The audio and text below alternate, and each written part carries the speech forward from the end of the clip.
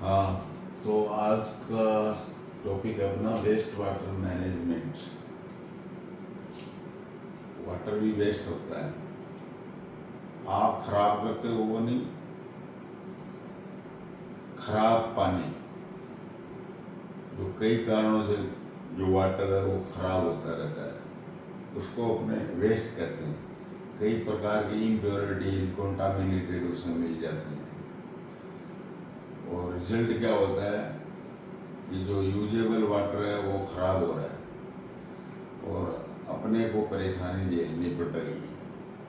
तो इसको ये जो प्रॉब्लम खड़ी की है इसका सॉल्व कैसे होगा, तो इसको दो अपने मेन दो टॉपिक से, इस टॉपिक को दो पॉइंट से सॉल्व करते हैं कि खराब ये वेस्ट कंटामिनेटेड ये वाटर क्यों होता है,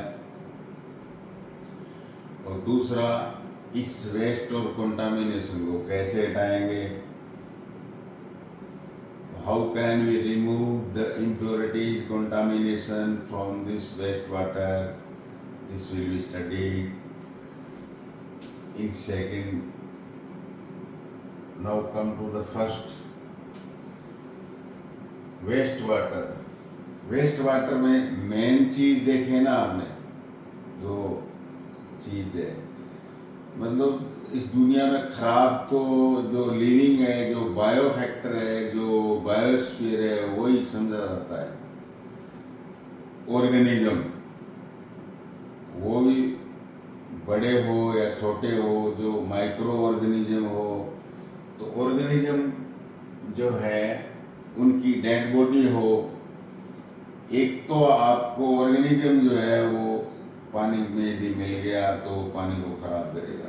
आप भी पानी पीते हो तो लास्ट में क्या होता, क्या है, खराब ही करते हो। एक्सक्रेटरी सिस्टम से यूरिन के रूप में बाहर खराब करके आप बाहर फेंकते हो। तो ऑर्गेनिज्म जो है एक तो ये वाटर को वेस्ट करता है। दूसरा क्या है कि ऑर्गेनिक मटेरियल जब ये डाइड हो जाए, किल हो जाए, कोई भी ऑर्गेनिक मटेरियल पड़ा है जो नॉन लिविंग ऑर्गेनिक मटेरियल है, नॉट मिनरल।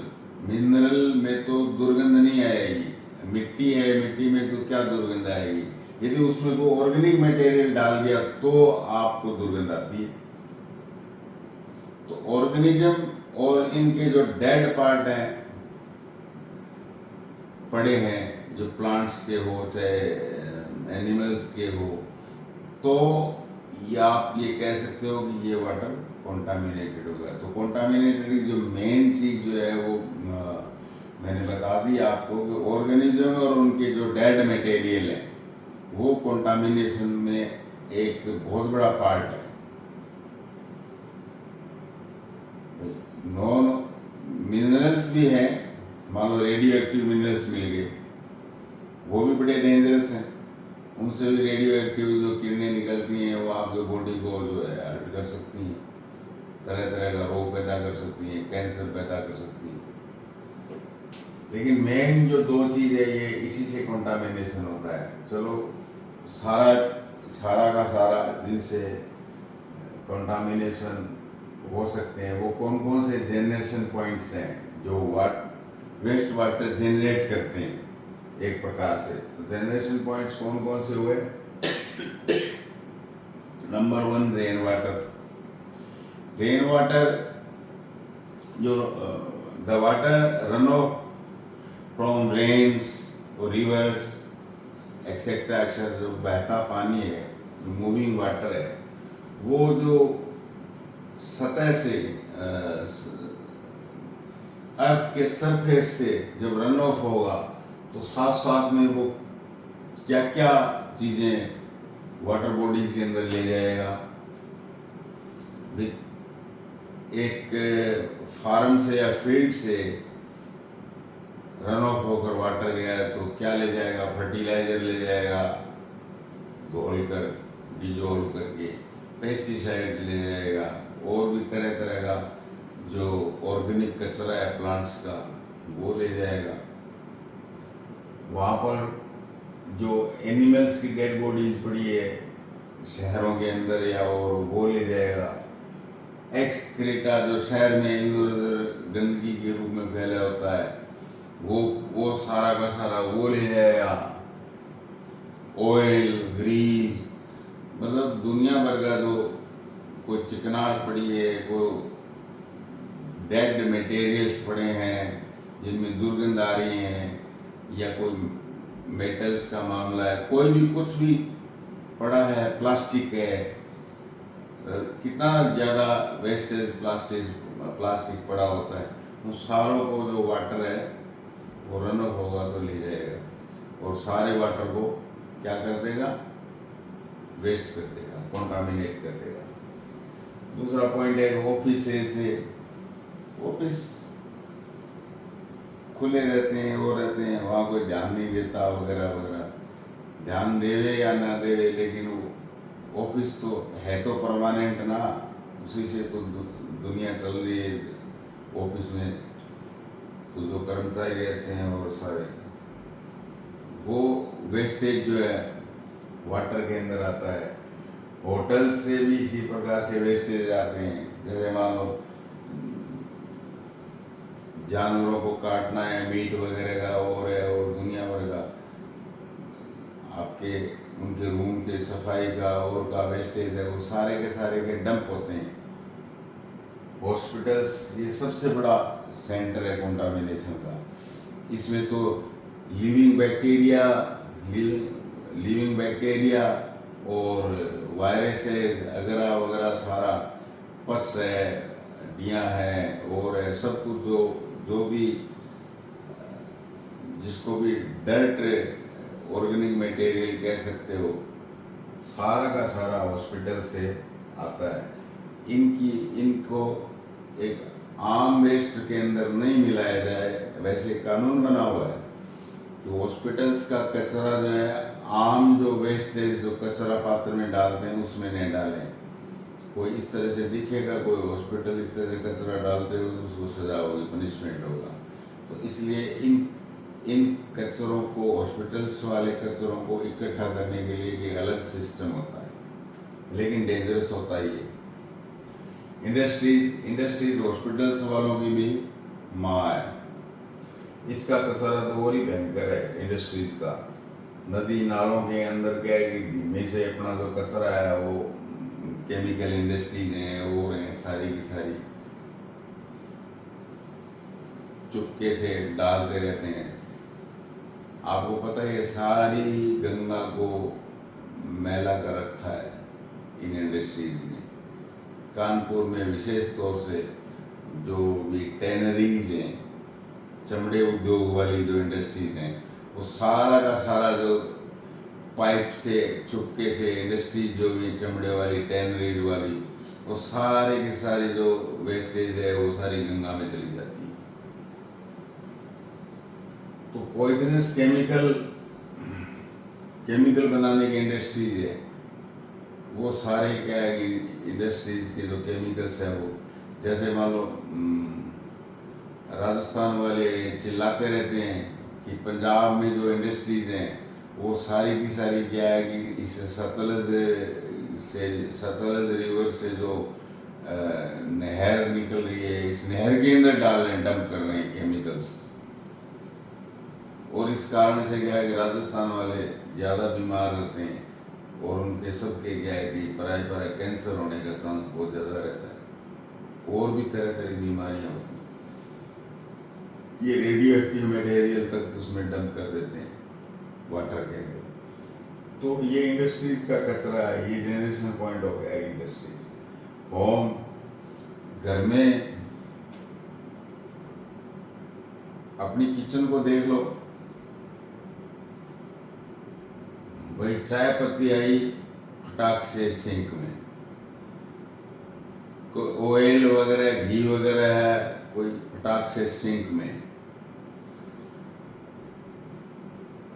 कोई भी मटेरियल हो जो अनवांटेड है किचन के अंदर, सारा का सारा सूखा हो या गीला हो, सारा का सारा किसमें, किचन के सिंक में, और वो जाके ड्रेनेज सिस्टम के अंदर चला जाता है, वेस्ट वाटर बना देता है। तो वहाँ जो डेवलप्ड कंट्री है, यूरोप जैसे वगैरह, वहाँ तो क्या है कि ऐसे डस्टबिन बने हुए हैं कि आप वेट जो वेस्टेज है वो गीला वेस्टेज इसमें डालोगे, और जो ड्राई वेस्टेज है सूखा वो इस पात्र में डालोगे। ये चेंज भी कर दिया आपने उस वेस्टेज को, गीला वाला आ रही है और कचरा उठाने वाले ने शिकायत करती तो आपको क्या है कि पेनल्टी देनी पड़ेगी। लेकिन इस तरह का एटीट्यूड, क्लीनिंग एटीट्यूड अभी अपने मतलब कोसों दूर है। ये तो हुआ जनरेशन, कैसे कैसे ये जो है ना वेस्टेज हो गया, कंटामिनेटेड हो गया वाटर वगैरह। अब सेकंड फेज में आइए, मैंने बताया ना कि 2 फेज में, अपने 2 फेज में इस लेसन को कर लेते हैं। दूसरी जो फेज है, इस वाटर को अपने क्या डर्ट कर दिया है, कंटामिनेटेड कर दिया है, गंदा कर दिया है, इम्प्योरिटीज डाल दी है इसमें। अब ये वाटर क्या है, कहलाएगा, क्या कहलाएगा, सीवेज। मतलब वेस्ट वाटर और कंटामिनेटेड वाटर और विद इम्प्योरिटीज, इसका पर्यायवाची हो गया सीवेज। सीवेज तो सिर्फ और सिर्फ एक्सक्रीटा उस वाटर में शामिल हो वही सीवेज है, ये नहीं है। इवन जो डेंजरस मिनरल्स उसके अंदर मिले हुए हैं वो भी सीवेज ही है। तो ये सीवेज जो है क्या कर देगा, मैंने लिखा है क्या कर देगा, बीमारी फैलाएगा, कर क्या देगा, सीधी सी बात है, डिजीज पैदा करेगा। आपने देखा होगा कि जब फ्लड आता है तो फ्लड के बाद में जब पानी वगैरह वो थोड़ा कम होता है, सूखता है, तो भयंकर रूप से क्या है कि कोलेरा फैलता है। भयंकर रूप से क्या है कि dengue, malaria, yellow fever, mosquito और आपके फ्लाइज, इनके लिए क्या है कि वो जो पानी है खड़ा हुआ फ्लड का रह जाता है, वो स्वर्ग बन जाता है वो पानी। तो वहाँ खूब फ्लाइज, मॉस्किटोज पैदा होते हैं और रोग पैदा करते हैं, डिजीज। तो सीवेज का प्रभाव ये होता है कि एक तो सोसाइटी में डिजीज फैल जाएगी, दूसरा प्रभाव है कि वो वाटर जो है पोल्यूटेड हो जाएगा। पोल्यूटेड वाटर मतलब जो नेचर ने जो अपने लॉ से जो लेवल सेट कर रखे हैं कि वाटर में ऑक्सीजन इतनी होनी चाहिए, 10 यानी 10 to 15% तक वाटर में ऑक्सीजन होनी चाहिए, जो नेचर ने सेट कर रखी है। वो ऑर्गेनिज्म के कारण क्या है कि जो पोल्यूटेड वाटर होता है तो उसमें ऑर्गेनिज्म बहुत सारे हो जाते हैं, बैक्टीरिया बहुत सारे हो जाते हैं। वो क्या करते हैं, वो सारी O2 को, जो ऑक्सीजन जो पानी के अंदर है, उसको खा जाते हैं, खा क्या जाते हैं, रेस्पिरेशन में काम में ले लेते हैं। तो ऑक्सीजन डिप्लेटेड होगी ना, और जो एक स्टैंडर्ड है नेचर का बनाया हुआ उसमें कमी आ गई। कोई भी स्टैंडर्ड जो नेचर ने बनाया है कहीं भी, उसमें कमी बेसी होने का मतलब है कि ज़्यादा या कम होने का मतलब है पोल्यूशन। तो ये वाटर क्या है, पोल्यूटेड हो गया सब, O2 डिप्लेशन में चला गया। और O2 डिप्लेशन में जाने के बाद में क्या होगा कि वाटर के अंदर जो ऑक्सीजन से जो जिंदा रहते हैं, सांस लेते हैं, कोई फिशेज हैं, कोई एम्फीबियंस हैं, कोई भी प्रकार के जो जलीय जीव हैं जो वाटर में रहने वाले, वो सांस कैसे लेंगे, नहीं ले पाएंगे। और पोल्यूटेड वाटर में रह रहे हैं वो, इसलिए। तो सीवेज डिजीज है, पोल्यूशन है, ये कॉज करता है। अब अपना जो मेन जो है सेकंड फेज में ये है कि तो प्रॉब्लम तो हो गई, प्रॉब्लम तो आ गई सामने, इसको सॉल्व करने का तरीका भी तो बताएं, इसको सॉल्व कैसे किया जाएगा। खाली बीमारियां और पोल्यूशन यही बता रहे हो, इस प्रॉब्लम को सॉल्व कैसे किया जाएगा ये बताया जाए। तो देखिए, घर के अंदर जहाँ भी सिटीज में सीवेज सिस्टम लगा हुआ है, जिसको सीवरेज सिस्टम कहते हैं ना, सीवरेज सिस्टम लगा हुआ है, घर से जो स्टॉर्म पाइप है, जो बड़े बड़े जो पाइप होते हैं, मेन पाइप, उन तक कनेक्शन, जो घर का जो सीवेज है, घर का जो कचरा है, वेस्ट है, कंटामिनेशन है, वो क्या है कि अंडरग्राउंड पाइप के थ्रू, ओपन पाइप या ओपन इस तरह के कोर्स बने हुए हैं तो वो तो दुर्गंध देते हैं और वेस्टेज को फैलाते हैं और मच्छर मक्खी और इनको पैदा करने का इन्विटेशन देते हैं। तो ओपन तो सीवेज को ले जाना खतरे से खाली नहीं है, तो इसलिए इसको क्या है, सीवेज को अंडरग्राउंड पाइप से, घरों से प्राय इसका जो डायमीटर है 8 से 10 सेंटीमीटर होता है पाइप का, इतना सा पाइप होता है वो सारे, और मेन स्टोर पाइप के अंदर वो सीवेज चला जाता है। तो ये सीवेज सिस्टम है, घर घर में पाइप के द्वारा, अंडरग्राउंड पाइप के द्वारा जो स्टोर पाइप तक सीवेज आता है, उसको आप बोल दिया आपने सीवेज सिस्टम, क्योंकि इसको ले जाना है, इसको फैलाना नहीं है, इसको एक जगह पर इकट्ठा करना है, ले जाना है, वहां उसका ट्रीटमेंट किया जाएगा। तो वेस्ट वाटर ट्रीटमेंट प्लांट या सीवेज ट्रीटमेंट प्लांट जहाँ आसपास आबादी वगैरह नहीं और वहाँ बनाए जाते हैं, ये वहाँ ट्रीटमेंट किया जाता है। प्लांट के अंदर ट्रीटमेंट क्या किया जाता है, इसमें जो भी कंटामिनेशन है उनको तरतीबार ढंग से बारी बारी हटाया जाता है और क्लियर वाटर, अंत में क्लियर वाटर जो वो बाहर निकाला जाता है। इस प्लांट के अंदर 4 फेज बनाई है मैंने, screening, primary treatment, secondary treatment और डिसइंफेक्शन। ये 4 जो चीज़ें हैं वहाँ ट्रीटमेंट प्लांट में की जाती हैं, जिससे पानी प्योर हो जाता है। तो स्क्रीनिंग में तो देखो, आपको हमेशा याद रखना, स्क्रीनिंग तो एक बाहरी है, जो आंख से जो कूड़ा कचरा वगैरह जो आपको आंख से जो दिख रहा है ना, उसको हटा लो आप। उसको कैसे हटाओगे? फिल्टर करके।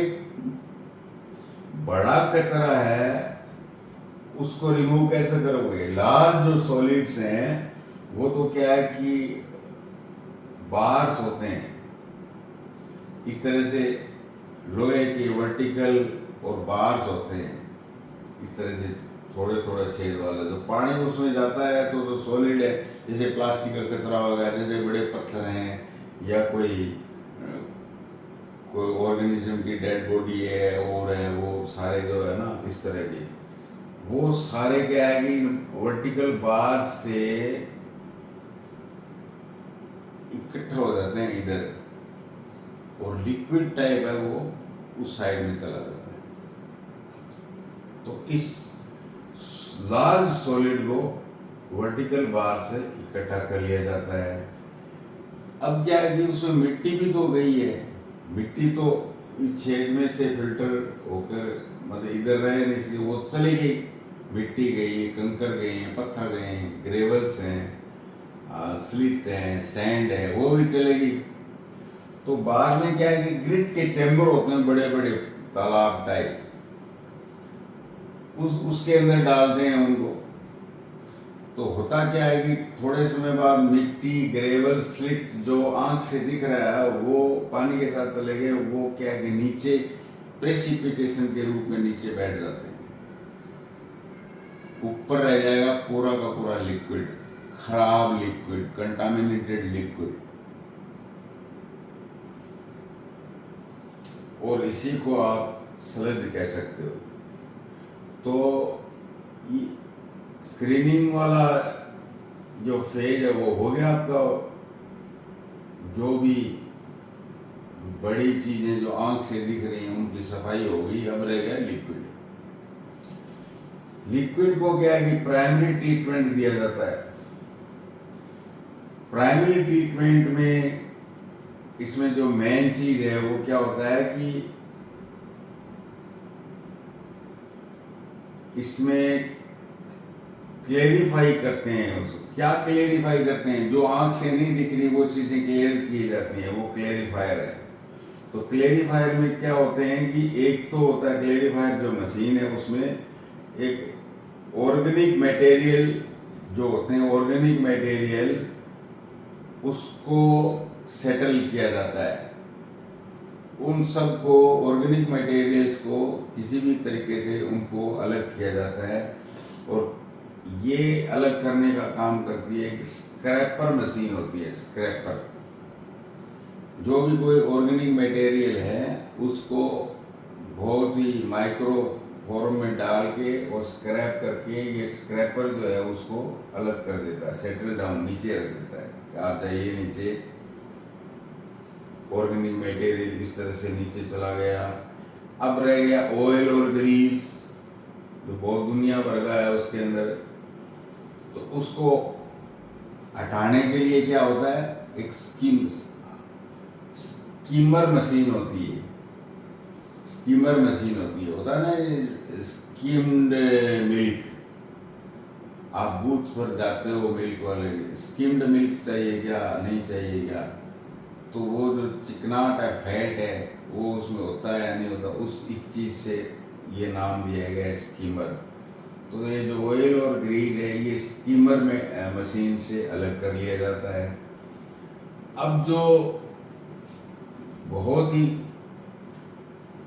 खतरनाक जो चीज है, अलग हो ही नहीं पा रही है, तो उस चीज को खतरनाक चीज से अलग किया जाएगा।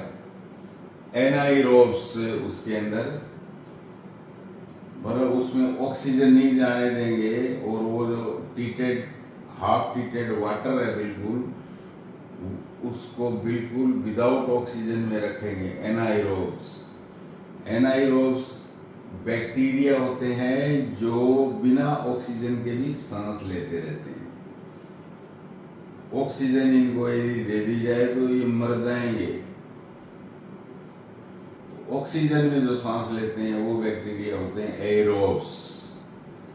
एनाइरोब्स होते हैं बिना ऑक्सीजन के सांस लेते हैं। ऑक्सीजन इनको दे दी जाए तो मर जाएंगे। तो बिना ऑक्सीजन के प्लांट में इस एनाइरोब्स के अंदर इनको पानी को भेजा जाता है, और वो क्या करता है कि बाई प्रोडक्ट के रूप में ये बैक्टीरिया उस पानी को ट्रीट करते हैं, उसमें मीथेन और कार्बन डाइऑक्साइड निकाल देते हैं, और नीचे रह जाता है थोड़ा ठोस सलज टाइप कचरा सा रह जाता है। उसको हम फर्टिलाइजर के रूप में काम में ले सकते हैं। मीथेन और कार्बन डाइऑक्साइड को फ्लेमिंग गैस या उस गैस को यूज कर सकते हैं। प्लांट लगे होते हैं ट्रीटमेंट प्लांट पर, मीथेन का कनेक्शन दे देते हैं सारी जगह। अब सेकेंडरी ट्रीटमेंट में क्या है कि जो एनाइरोब कर सकते हैं उन्होंने तो कर दिया अपना काम प्राइमरी ट्रीटमेंट में। अब क्या है कि जो ऑक्सीजन से सांस लेते हैं उस बैक्टीरिया में उस तालाब के अंदर इसको गंदे पानी को उसमें भेजा जाता है। उसको कहते हैं एरेशन टैंक, जिसमें ऑक्सीजन चलती रहती है, एरेशन टैंक। तो उसमें के एरोब्स होते हैं ना, वो ज़्यादा ग्रो करते हैं और अपना काम शुरू कर देते हैं। और वो क्या करते हैं, जो भी ऑर्गेनिक मटेरियल है, मान लो कोई ग्लूकोज का है, कोई अमीनो एसिड का है, कोई फैटी एसिड का है, उसको तोड़कर नाइट्रोजन, हाइड्रोजन और ऑक्सीजन में सीधा चेंज कर देते हैं ये एरोब्स सेकेंडरी ट्रीटमेंट में एरेशन टैंक्स में। तो एरेशन टैंक्स में क्या होता है कि ऑर्गेनिक मटेरियल को मिनरल्स में तोड़ दिया जाता है। ऑर्गेनिक मटेरियल को वाटर से हटा दिया जाता है, दूसरा ही रूप कर दिया जाता है मिनरल्स। अब लास्ट में क्या है कि आपका वाटर तो इन बैक्टीरिया से आपने सही कर लिया, लेकिन ऑलरेडी उसमें कोई हॉस्पिटल से आए हुए और वगैरह वगैरह बैक्टीरिया भी हो सकते हैं ना, उसका तो कहीं जिक्र ही नहीं किया।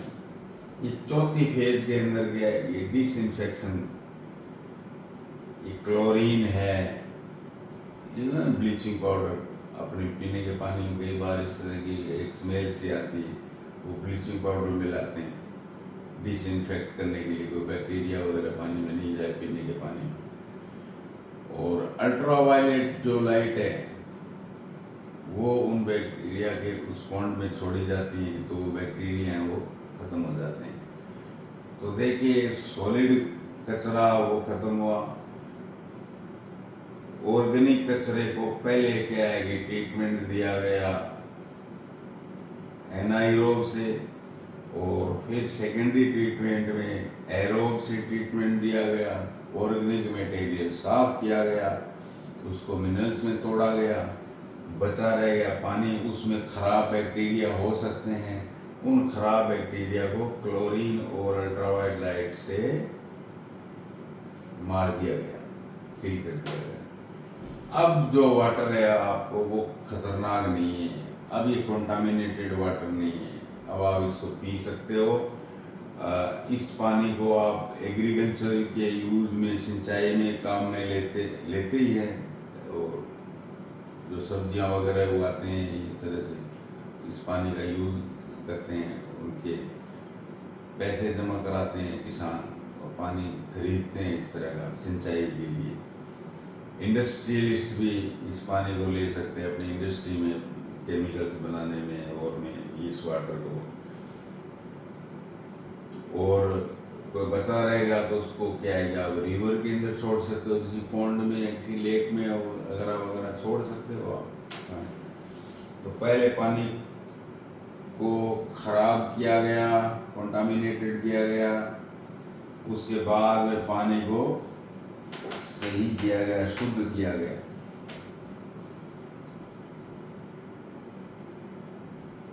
ये तो कोई जरूरी नहीं कि हर जगह हर गांव के अंदर सीवेज ट्रीटमेंट प्लांट, बड़ा महंगा पड़ता है। जहाँ बहुत ज़्यादा आबादी हो, मेट्रो सिटीज है, वहीं ये काम करता है सीवेज प्लांट, सीवरेज प्लांट। अब गांव में, कस्बों में, वहाँ तो सीवेज प्लांट लग नहीं सकता वहाँ, और सीवेज होता है, तो उससे निपटारा कैसे किया जाए।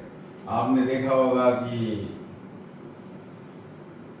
छोटे गांव में जहाँ लोग रहते हैं, वहाँ जो टॉयलेट बनाया जाता उसको एक दो टैंक से कनेक्ट कर देते हैं, सीमेंट के टैंक बनाते हैं, 1 2 3 इस तरह से। तो पहले जो टॉयलेट फर्स्ट टैंक में जाता है थोड़ा सॉलिड वगैरह होता है, फिर सेकंड में आता है वो लिक्विड हो जाता है।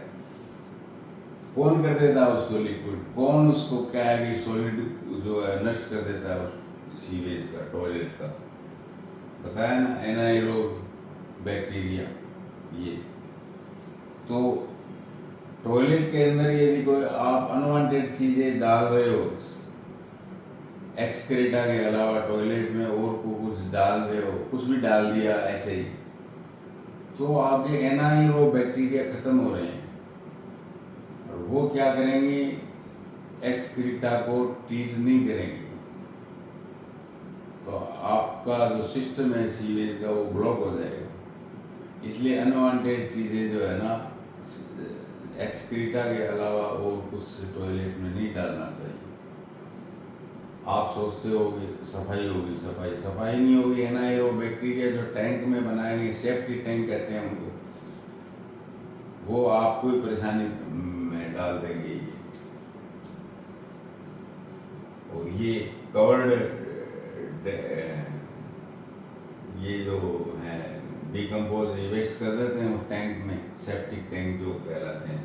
और जो वाटर है वो जो बाहर जो नालियाँ होती हैं वो लिक्विड है, वो ट्रीटेड वाटर जो है नालियों के अंदर बाहर जाता रहता है। जो कोई आजकल एक नया तरीका भी चल रहा है वर्मी कंपोस्ट टॉयलेट, ये रेल में और में चलता है। वर्मी कंपोस्ट, ये खाद का नाम है, फर्टिलाइजर का नाम है, नेचुरल टाइप जो खाद है, नॉट केमिकल। ये वर्मी कंपोस्ट टॉयलेट है। इसमें क्या है कि एक कोई भाई रेड वर्म होता है, लाल कीड़ा, वो बिल्कुल कम पानी के अंदर, उसको ज़्यादा पानी नहीं चाहिए, एक्सक्रीटा को जो है सीधा ही वर्मी कंपोस्ट फर्टिलाइजर में चेंज कर देता है।